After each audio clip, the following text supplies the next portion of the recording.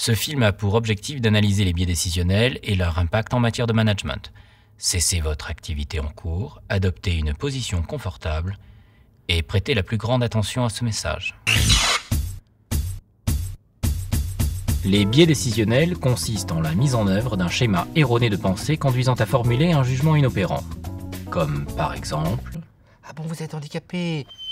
Pas de problème, je vais parler plus fort alors. Les biais décisionnels résultent de l'interaction entre l'intelligence émotionnelle et la pensée cognitive. Ainsi... Ah, vous êtes pas au bureau de Paris? Et quand il dit... Mes résultats ont progressé de 40%. Lui entend... Bah alors, quand faut sortir les vaches le matin, et avec tous les travaux qu'il y a dans la ferme, ça fait une toute petite journée de bureau, ça. Les biais décisionnels ont ainsi une dimension narcissique, comme en témoigne la réaction d'un individu du front office, à qui on parle de quelqu'un du back office. Back office, back office, c'est énorme. J'adore cette vanne. En entreprise, les biais décisionnels peuvent avoir des conséquences discriminatoires. Que je vous explique. Pour moi, il y a les écoles de rang A.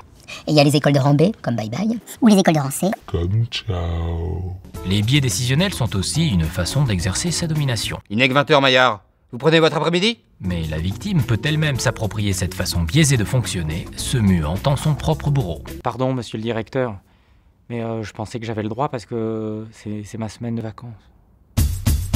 Pour conclure, les biais décisionnels sont des raccourcis hérités de l'état de nature. Ils permettent de prendre des décisions rapides face à quelque chose d'inconnu, donc de dangereux. Mais aujourd'hui, chez Ernst & Young, on peut douter de leur opérationnalité.